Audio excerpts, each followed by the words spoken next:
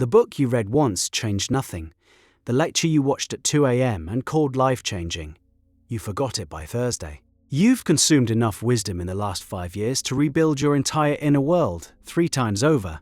And somehow, you're still standing in the same emotional kitchen, eating the same psychological breakfast. By the end of this, you'll understand why a single exposure to truth is almost useless, and why repetition is the only door the subconscious actually opens. Here's what's happening underneath. The conscious mind is a doorman.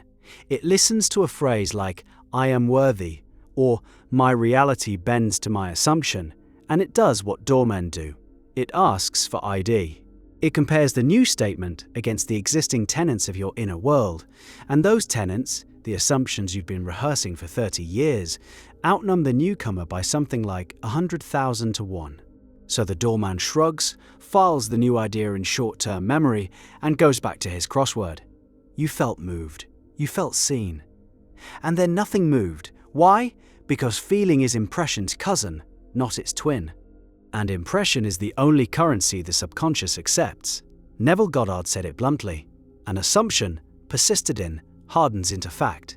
Persisted in, that word does the entire work. The Kybalion says the same thing in older language, that the mental plane is governed by rhythm and repetition, that an idea becomes real to the deeper mind only after pattern has impressed it there. Every contemplative tradition arrived at the same conclusion through different vocabulary. The Buddhists call it cultivation, the mystics called it remembrance. Strip the robes off, and the mechanism is identical. The subconscious learns what it hears often. So why does a single powerful hearing slide off the surface? Because your inner life runs on a kind of psychological gravity. Whatever you've assumed about yourself for years has compressed into a field, and that field has weight. New information enters that field weightless. It hovers, then it drifts out. 1 pass through the doorman is a tourist. 1,000 passes is a resident. 10,000 passes is the landlord. Think of the assumption you most want to live from. Maybe it's, "I am abundance." Maybe it's, "I am loved without performing." Maybe it's, "I am safe in my own life." Say it once and you'll feel a flicker. Say it twice and you'll feel slightly silly. Say it for the 40th morning in a row and something else begins. The phrase stops being a sentence. It becomes a temperature. The temperature of the room you live inside your own skull. That shift, from sentence to temperature, is the entire point. Here's where most people quit. They hear a teaching once, feel the rush of recognition, and assume the recognition itself is the work. The rush is the doorman waving at the new arrival. The actual change happens in the boring months that follow, where you return to the same teaching, the same lecture, the same chapter of the same book, until your nervous system stops treating it as new information and starts treating it as identity. The teaching you've listened to 40 times is something you are. This is where the inner work begins to look unromantic. Goddard called it the discipline of the mental diet. You'd laugh at anyone who ate one healthy meal and expected a different body 6 months later. Yet you'll listen to one talk on consciousness and expect a different life 6 months later. The mind feeds the way the body does, slowly, through repetition, through what you put in your ears every day. While the doorman is too tired to argue, notice when that doorman gets tired, right before sleep. First thing in the morning, during the long stretches where you're driving, walking, washing dishes, the conscious mind drifts and the gate stands open. Anything entering during those windows walks straight past the velvet rope. This is why the teachers all said the same thing about the drowsy state. The state akin to sleep is mechanical, not mystical. The critical faculty has clocked out for the night, and whatever you rehearse in that hour gets filed in the deep cabinet, the one your daytime mind doesn't have a key to. That cabinet is where your life is actually being decided. So picture the math. 8 hours of waking consciousness reinforcing your old assumptions. 1 5-minute spiritual hit at lunch. The old story wins by a factor of 96. You are outvoted by your own inner radio. The radio that's been playing the same 3 songs since you were 9. Here's the counter-argument worth taking seriously. Doesn't this just turn spiritual practice into self-hypnosis? Aren't you fantasy coding your own brain? It's a fair pushback, and the answer matters. Every assumption you currently hold was installed through the same mechanism. Repetition during low defense states. mostly before you were old enough to consent. The voice that tells you you're inadequate was repeated into you by exposure. You're already programmed. The only question left is whether you'll do the next round of programming on purpose. That reframe usually lands hard. Sit with it for a second. There's a man named James Allen who wrote one short book over a century ago. And inside that book is a sentence that quietly dismantles the entire complaint about repetition. He wrote that a person is literally what they think, their character being the complete sum of all their thoughts. The sum, the average, the mean of every mental sentence you've let pass through, weighted by how often it passed. You become what you habitually rehearse. So what does rehearsal actually look like in a life with a job and laundry and a phone that buzzes every 9 minutes? It looks smaller than you think. The same 10-minute teaching, looped on your morning walk for 90 days.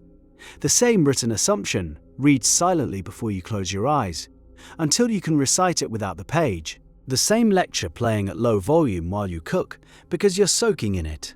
The osmosis matters more than the analysis. You're trying to be marinated by it. A friend of mine spent 2 years listening to the same hour-long talk almost every day.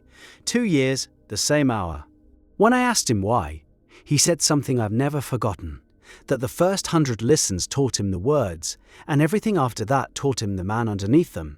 You can't get to the man underneath in one pass. You can barely get to the words. That's the trap most beginners fall into. They mistake novelty for nourishment. They keep hunting new teachers, new books, new frameworks, new podcasts, when the bottleneck was depth of impression all along. A library card has never changed anyone. A single page, returned to 1,000 times, has changed entire lives. Now here's a sharper edge. The reason you crave new content is the discomfort of sitting with the same truth long enough for it to actually rearrange you. New material feels like progress because it gives the conscious mind something to do. Categorize, compare, summarize, share. Repetition gives it nothing. Repetition forces you past the doorman and into the rooms behind him, where the lights are off and the furniture is older than you are. Most people would rather stay in the lobby with fresh pamphlets. Stay in the lobby long enough and you'll die there. Well read and unchanged. The hardest part of this work is tolerating the boredom of installing the new assumption. Boredom is the gatekeeper of transformation. Every assumption that ever became fact for you passed through a long, unglamorous corridor of repetition where the work felt invisible. The corridor is the work. The corridor is also where almost everyone turns around. If you want to practice, here it is, stripped of decoration. Choose one assumption, just one.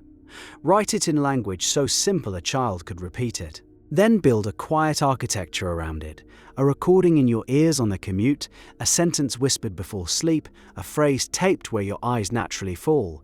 Keep the assumption fixed for 90 days, even when it stops feeling exciting. Especially when it stops feeling exciting. The day it stops feeling exciting is the day it starts becoming true. And when the doubt comes, and it will, leave the doubt alone. Don't debate it, don't journal it into submission. Don't try to win, return to the assumption. Doubt loses to repetition the same way every old belief beat you, through attendance. Whoever shows up most often runs the building. You already know this on some level. The songs you can't get out of your head were rarely the ones you loved on first listen. They were the ones that played in the background while you lived. The beliefs running your life right now arrived the same way, as background noise that eventually became furniture. You can choose new furniture.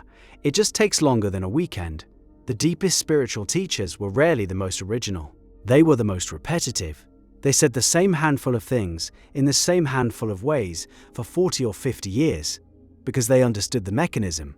They were trying to wear a groove in you. A groove deep enough for a new life to flow down. Your subconscious is waiting for the same sentence, said enough times that it stops sounding like a sentence and starts sounding like you. The teachers gave you the words. The repetition is yours to do. So pick the assumption you'd rather live inside. Then start the unglamorous arithmetic of saying it again and again and again, until the doorman knows your face, until the rooms behind him rearrange themselves around your voice, until the temperature of the room you live in changes by 1 degree, then 2, then 10. The mind you've been carrying was built by repetition you didn't choose.